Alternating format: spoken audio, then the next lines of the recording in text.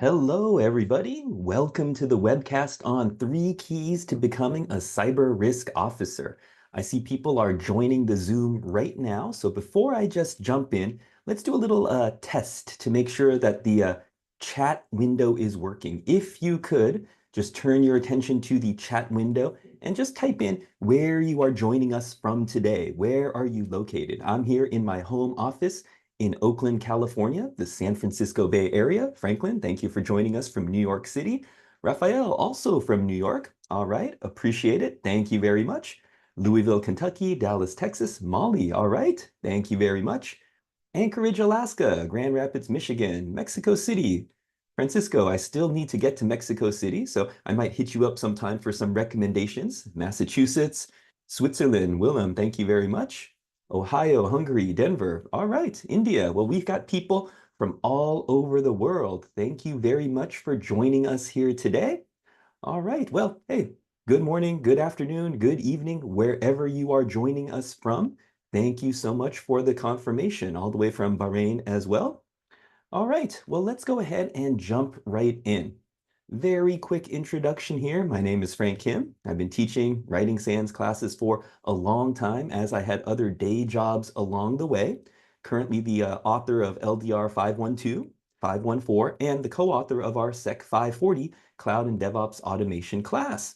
And I was the CISO at SANS for a little bit, and up until earlier this year, I was also the CISO in residence at a venture capital firm where we invested in cybersecurity companies. Still leading the cloud security curriculum and the leadership curriculum of which this content is a part. So let's go ahead and jump right in. And at any point in time, I do have the chat window right in front of me at eye level. So please go ahead and chime in with any questions or comments as we go along. All right, now here, before we get into the meat of the content for today, we just want to mention, or maybe remind some of you who might have seen this before, about our cyber leadership pyramid. I think everybody knows that, hey, security, cybersecurity, and at SANS, we have had a long, decades-long focus on technical content in terms of offensive operations, blue team, defensive, digital forensics, cloud, and so on. But it turns out, similar to my personal journey when I started in security as a technical, hands-on keyboard person, I will admit, and I always freely admit this, is that back then, as a technical engineer, I never thought I would get into a management or leadership role because I incorrectly thought that, well, managers didn't do anything. And over the years, as I naturally just happened to take on more team lead, management, leadership, security officer roles, well, I moved up this proverbial cyber leadership pyramid and I realized what differentiates a security leader from a different leader in the organization, like an HR leader, finance leader, different business leader, is that foundational understanding of, well, some of the technical areas of security. Not that you any longer have to do that all yourself, but now we need to better understand the business, the organization. And our job, as is the theme for today's webcast, is managing information risk, becoming that cyber risk officer, if you will, so you can more readily, easily interact with the executive team, with the executive layer up at the very top of this pyramid. And so what we are introducing, announcing here today for the launching is our new cyber risk officer triad. That there are three key areas that we believe are extremely important for becoming that modern security leader, that modern cyber risk officer here. And that is a understanding of technology, because yes, without that some understanding of the technology and the cybersecurity related controls, well, okay, we don't know what we're necessarily protecting, enabling, managing risk. And it is all about risk management. And we will introduce a relatively new process here in terms of a governance and risk management model, a process that you can also use to analyze threats, communicate, and figure out how to get different controls implemented. But no matter how deep your understanding of technology is and how well you might be able to manage risk for your organization, invariably what is going to occur is that sometimes issues are going to arise.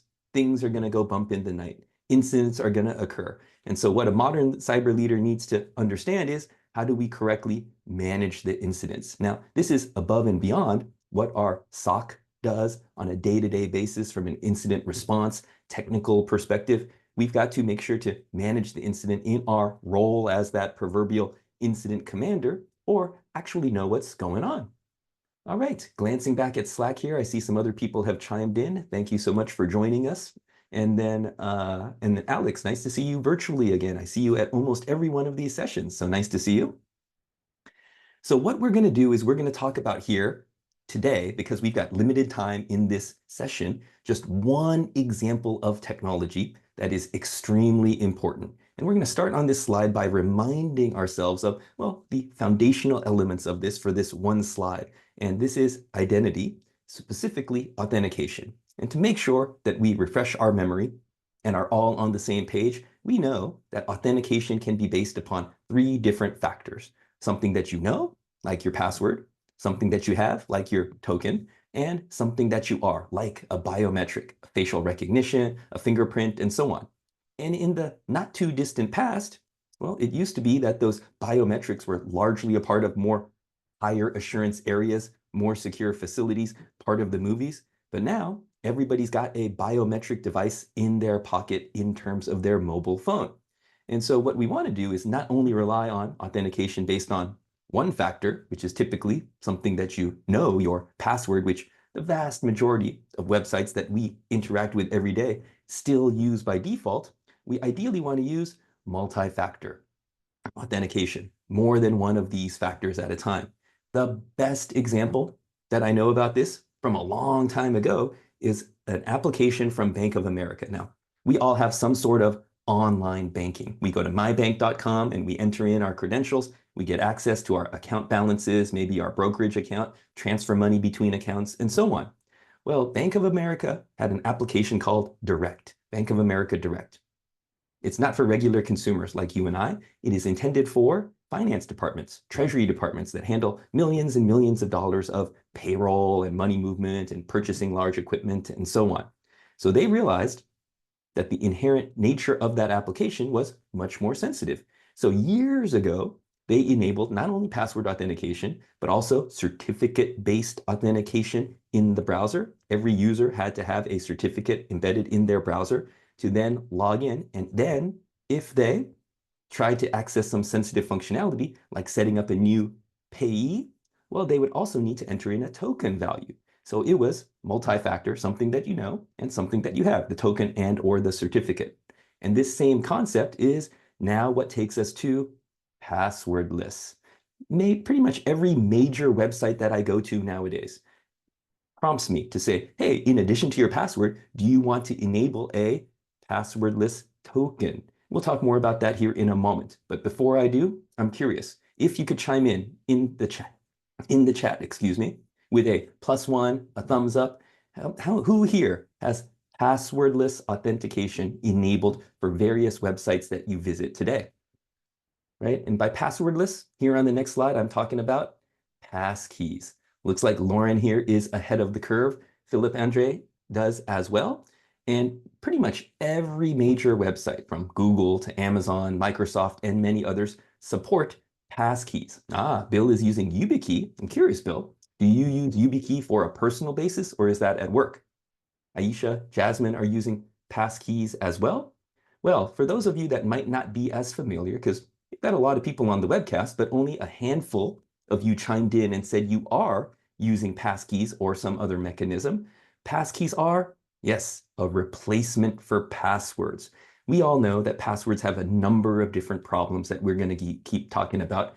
And, well, you've got to use a password manager, password keeper, as Lauren is talking about here, to manage not only your passwords, but your passkeys. And the passkeys, they're a replacement for passwords because it's no longer a password or phrase that you have to memorize. It is a cryptographic public-private key pair that is bound to a specific website. And basically, passkeys, much easier to say, but passkeys are a rebranding of FIDO2. FIDO is the fast internet directory online, and FIDO2, the FIDO2 standard, which we will talk a little bit more about, allows you to sync these passkeys over the cloud. Passkeys are the rebranding of that to add features like syncing. Now, it's important to keep in mind, are we going to be able to be more secure tomorrow, next week, next month, and get rid of passwords? No. Passkeys are not going to eliminate passwords completely, but they're going to potentially greatly reduce the number of passwords used, as is evidenced by everybody here on the webcast. A lot of people have the opportunity to potentially enable passkeys as well. So how does this actually work? Well, if you look at the specification, specifically the WebAuthn specification from the W3C, well, it describes things in somewhat technical terms. So we're going to try to simplify things here. On the far right-hand side, you've got a website that you, the user, in the middle, wants to access. mybank.com, Amazon, Google, whatever it might be. Well, this relying party, which we're just going to refer to as the website from now on, you access it, of course, as you know, via the browser in the middle. Well, FIDO2 specifically defines that there could be different types of authenticators. There could be a platform authenticator where certain features are built into your device, like Apple's Face ID, Apple's Touch ID, Windows Hello.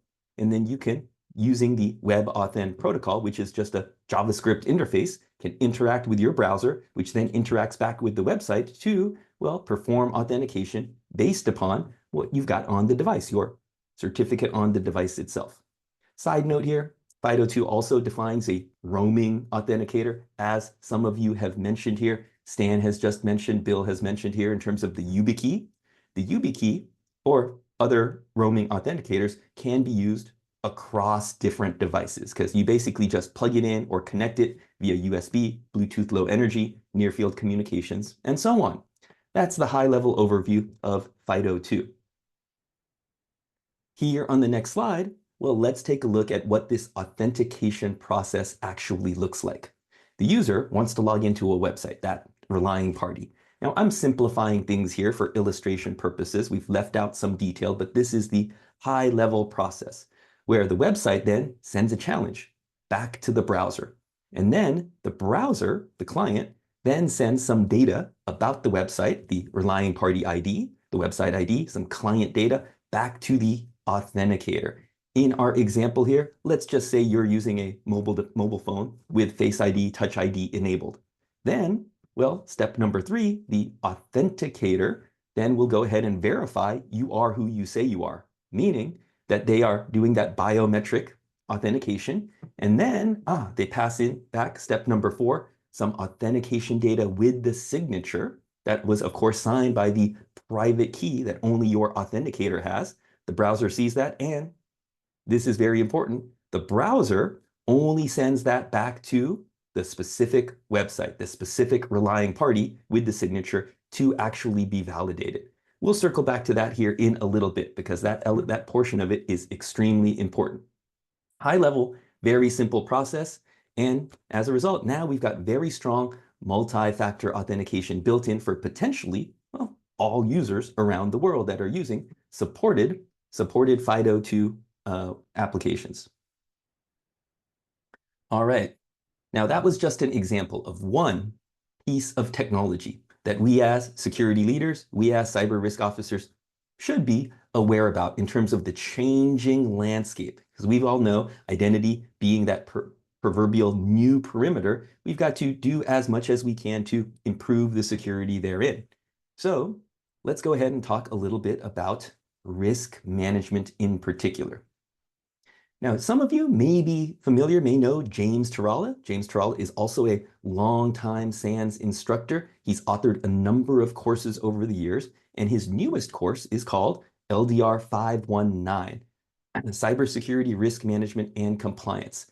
And I mentioned that here because as part of that course, he and some colleagues via the Cyber Risk Foundation have developed this new model, the Cyber Risk Foundation's Governance and Risk Model, appropriately named.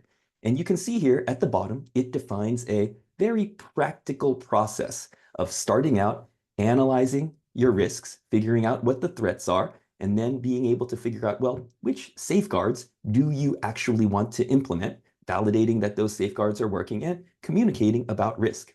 Very practical process here that the vast majority of to some degree, probably already follow in your respective organizations. Now, there is a lot to talk about in this overall model. In our limited time here together, we can't cover it all. So we're going to talk about just a few things and show the passkeys related to the corresponding threats, a little bit of threat modeling, mapping the threats to the safeguards, and potentially some pros and cons of implementing those various safeguards as well.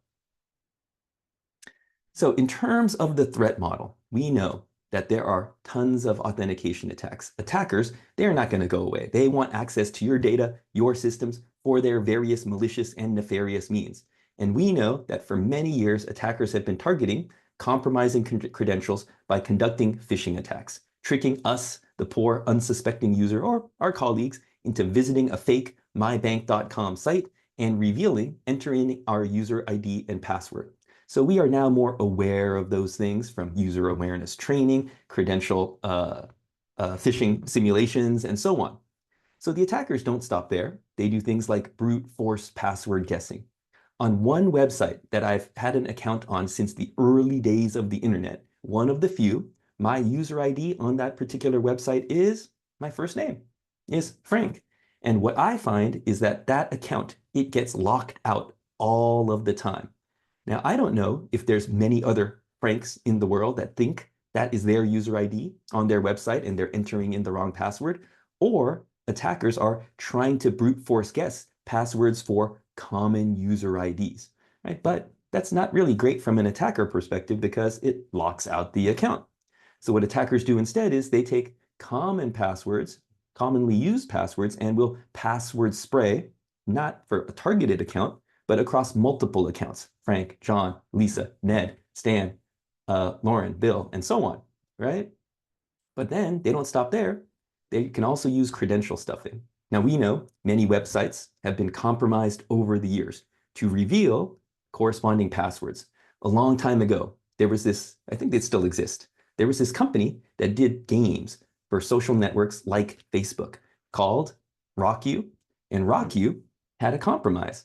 And attackers stole, were able to download all of the data via a SQL injection attack in their corresponding database.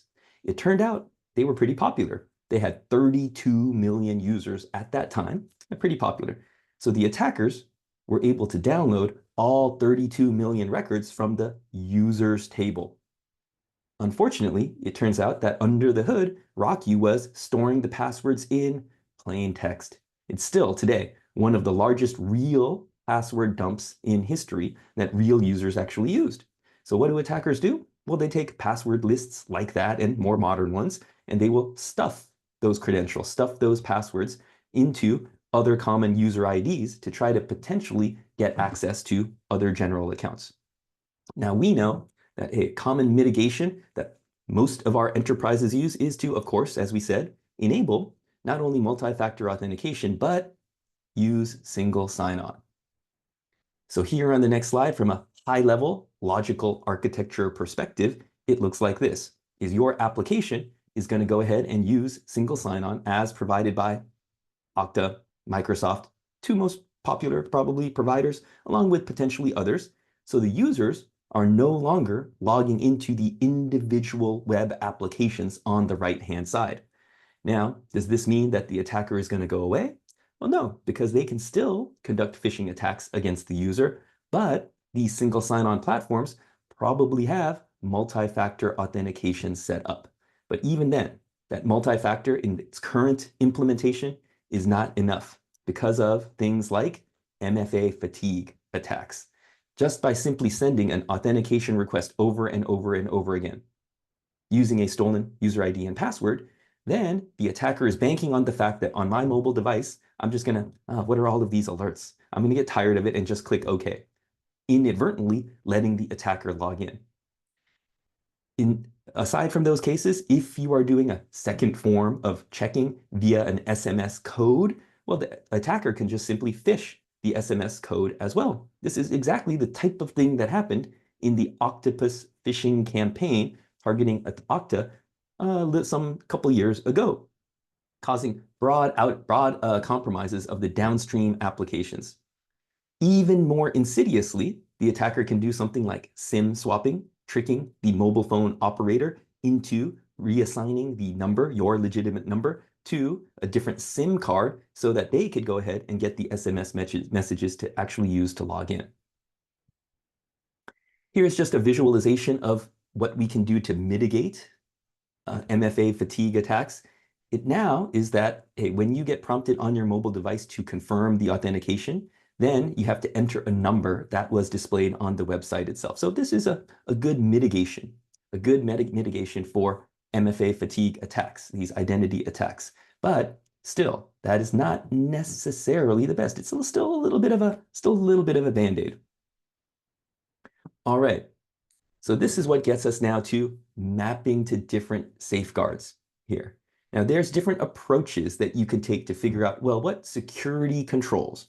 I used to think early in my career, my only job as a security person was to implement security controls. Now, hey, that's still true. That's a big part of what we and our teams do on a regular basis. But really, our job was to manage information risk. And we manage information risk by understanding, well, which are the appropriate safeguards, the technical controls, the administrative controls, and the physical controls. So to do that, we could map our safeguards to different threat actors. Well, that's useful because we want to understand what are the adversaries doing. And I've done things like this in the past, mapping it to nation states and organized crime and advanced persistent threats. But it's not necessarily that useful because really these threat actors are using every type of activity. So it's not useful so much to distinguish by threat actor in terms of broad safeguards. You could also map assets to different safeguards, but then in that particular case, then all assets of a particular type will be mapped to a set of safeguards. So that's in some cases not custom enough. You can also think about the impact, right? And the impact here, well, this is typically accomplished via a business impact analysis, which I have participated in numerous of them over the years. It's very useful to get a baseline of information about what the organization considers business impacting, and then tie back to important processes and assets and so on. However, I find that it is not cybersecurity centered enough to just rely on the business impact analysis. So what do we want to do instead? This is where we map our safeguards to the attacker's threat capabilities, specifically the actions that they're taking. And this is why the default, most popular threat framework that every organization, all of our security teams use is MITRE ATT&CK. Because MITRE ATT&CK talks about the different tactics, techniques, and procedures that the attackers are actually using. What actions are they actually taking, and mapping those to various safeguards. So this brings us back to passkeys, because all of those issues that we talked about, phishing, we talked about MFA fatigue, SIM swapping, stealing the code from the SMS message. Well, hey, the passkey really mitigates a lot of those. Now, on the left-hand side, we've got various benefits to the passkey itself. Signing on, faster, more successful, easier, right? It's more seamless for the user because now they've already got the certificate on their device. And if they connect from that device, they're basically automatically logged in. In addition, credentials are phishing resistant. Now remember, these are mathematically related public and private key pairs. There is, and remember earlier when I was showing the high-level flow of how the passkey process works? Well, the WebAuthn protocol under the hood works. Well, the browser, the client, will only send the signed request up to the actual real website to which that certificate is associated with. That's just by definition how the protocol works. So even if the attacker tricks me successfully in going to fakemybank.com, well, I'm not able to. The protocol won't allow me to send the tokens up to the phishing related site. As we saw in the process, it uses built-in MFA, right? So you're automatically doing authentication based upon your biometric and your something that you have in terms of your credential, in terms of your certificate. And because these are mathematically generated and related, the credentials cannot be guessed, right? And In the lower left-hand corner, this is important. The credentials can't be stolen from a third party because the website, the relying party, does not have your private key. They only have your public key, which by definition could be shared with anybody. So they no longer have a long list of credentials, even hashed or plain text, for all of the different users, 32 million users, that an organization might have. Now, there are a lot of obvious benefits here that mitigate things in our threat model. So by implementing passkeys, a safeguard like passkeys, our organization can be a lot stronger. But why have we not yet seen widespread adoption of passkeys? I'm curious if anybody here has had widespread internal enterprise adoption of passkeys, please chime into chat. One reason is that, hey, it just takes time. It takes time to adopt something new as widespread like this that touches so many people. Because on the right-hand side, there are some problems. Now, each passkey is tied to a particular device. Right? So if you need to log into Amazon.com from multiple devices, technically, you're going to be using multiple passkeys, potentially, depending how it's set up. So there's a problem for shared or multiple devices unless you are using a certain app, as I forgot who it was earlier mentioned, Lauren mentioned, using a password keeper, a password manager, or some other operating system type of protocol for syncing the passkeys across your devices. So if you happen to be at a relative's house and are using passkeys for your various websites, and then you want to use your relative's computer temporarily because you didn't bring yours, it's a little bit of a problem because the passkey is not necessarily on that device. So as a result, for years, I have used the 1Password password manager, and that's great because it allows me to sync passwords across a multitude of devices, Apple devices, Windows devices, and so on.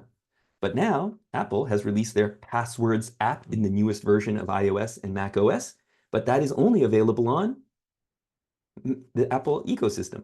So if I got Windows machines, it's a little bit of a problem. And we know that that is an issue, a challenge for most large enterprises.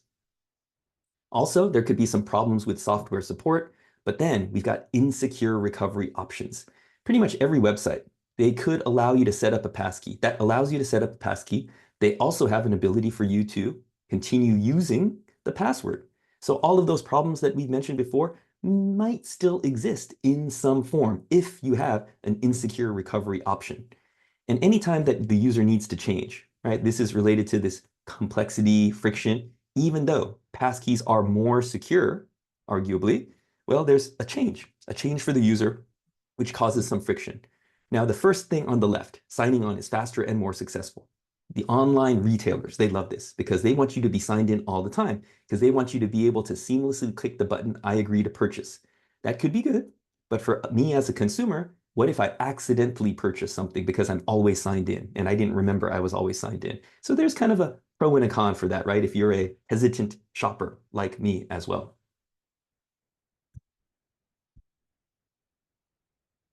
All right. So we just talked about technology, specifically the one example around authentication and passkeys. We talked about risk management in terms of the overall risk management process there and highlighted a couple items like understanding the threats, figuring out, hey, what issues, what security issues that can map back to, and then a little bit of the pros and cons about implementing safeguards themselves.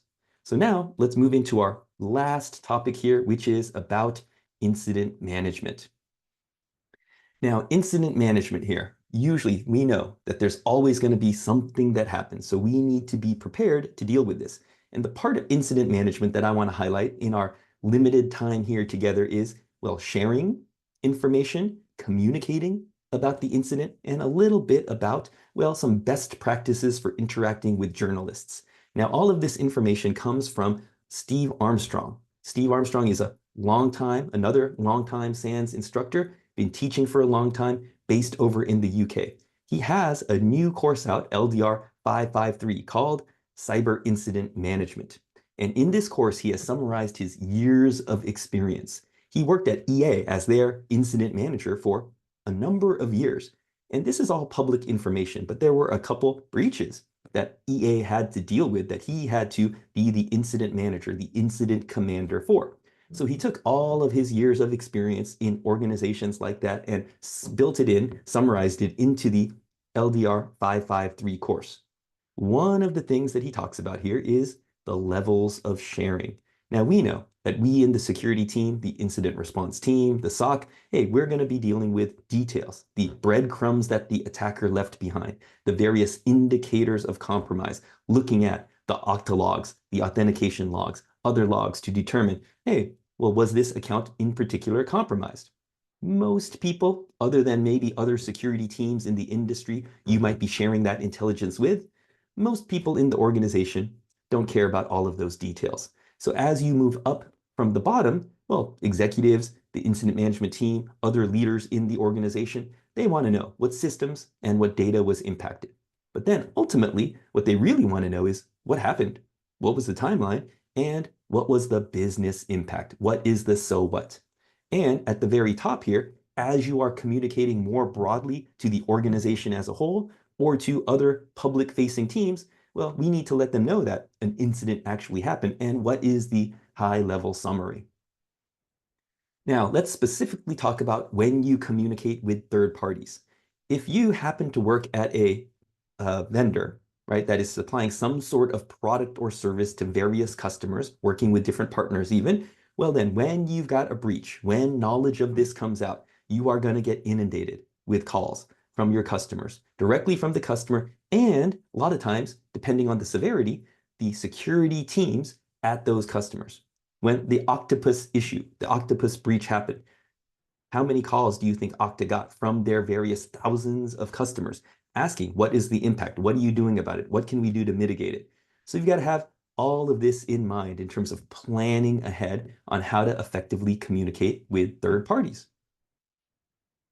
Now, I mentioned Steve Armstrong created this class, LDR 553, and in this class, he developed something called, well, the acronym here, the CIMTK, the Cyber Incident Management Toolkit. It is very cool. It is a set of a bunch of different documents, templates, and best practices for responding to certain stages of an incident in your incident manager role. And here, in terms of communicating with third parties, here's an example of a default standard message. If you want to have a Zoom call to talk about some of these details, please do let us know. And yes, a lot of times the CISO, depending on the severity of the breach, the CISO at the customer will join these calls, or other leaders at the customer will join these calls because they want information from you. So this is where you're going to go ahead and record what was shared, track the fact that the call actually occurred in a central location, and so on. Now, when you are communicating with customers, ideally, you're going to have, well, the face of the organization. Define who it is that's going to have these public-facing calls.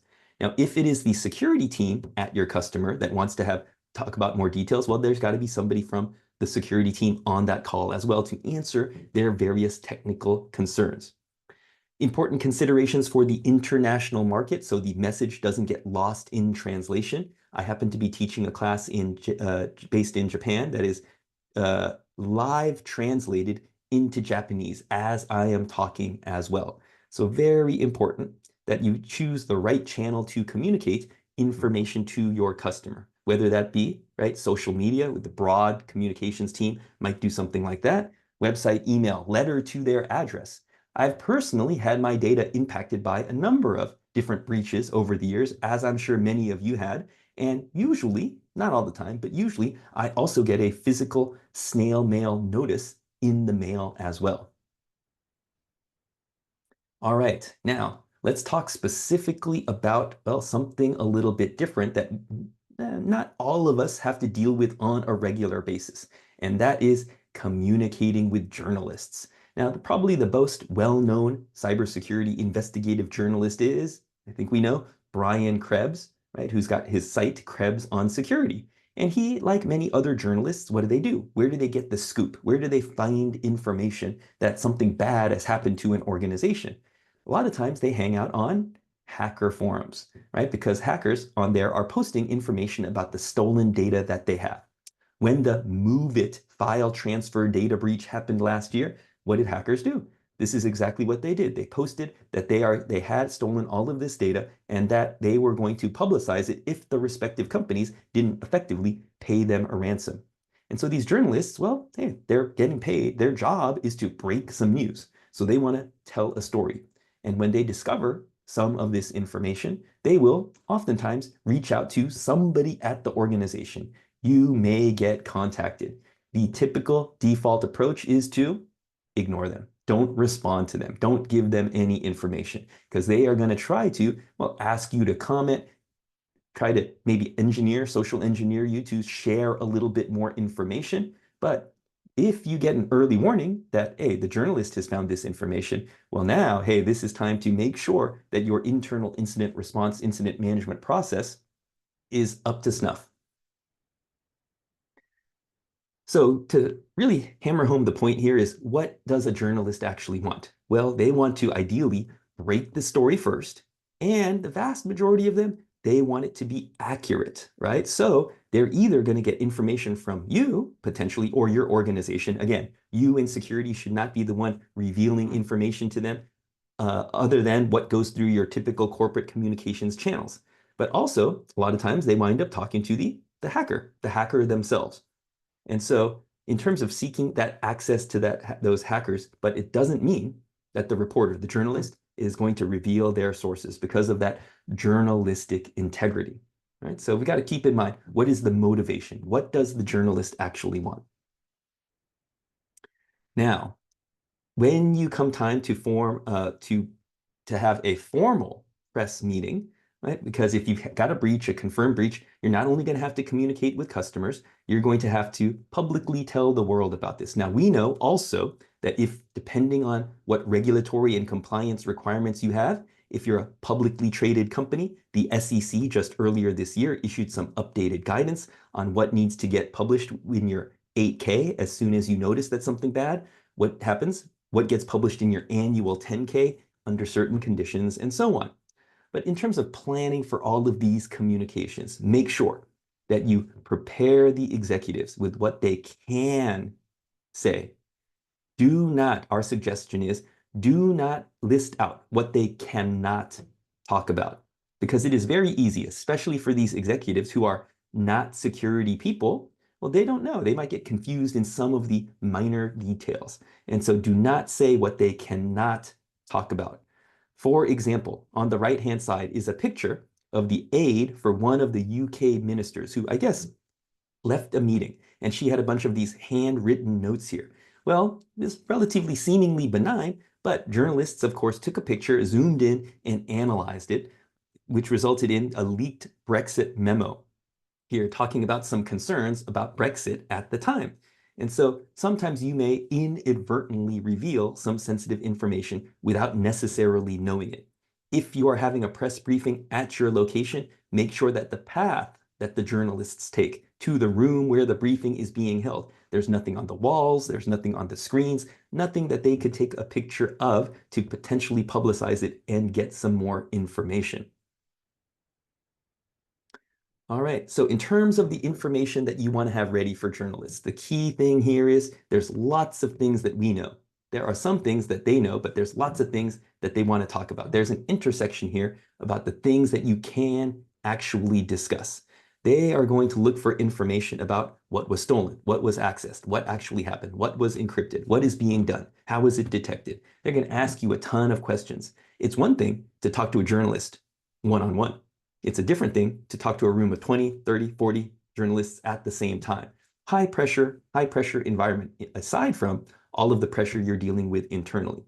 Fortunately, usually us in security are not the ones that are going to have to face the big PR room. That's going to be the communications team, the crisis communications team, and so on. But we're going to have to work with them to brief them, let them know about the latest information associated with the attack. All right, so getting towards the end here in terms of communicating with other groups. Now, we talked about journalists, we talked about the press, but the main thing here is map your incident to their objective. What do they want out of this? Why are they asking for certain information? When you understand their motivation, then you can tie that back to hopefully some data sharing flowcharts that you've already got developed, and follow the plan. Stick to the plan in terms of what information you can share, and make sure that you don't forget about the sign-offs for sharing that information overall. All right. So what we focused on today here was specifically the items in the cyber risk officer triad in the lower right-hand corner. That a cyber risk officer, well, yeah, should be knowledgeable about technology, not just identity, but multiple areas of technology, needs to understand how to manage risk and the corresponding process, and needs to ideally understand how to manage incidents.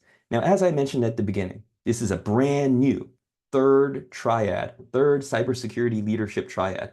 We have had around for some years now the transformational security leadership triad. That is a combination of, yes, still technology, but strategy, putting together your plan, putting together your roadmap, your business case, leading your team.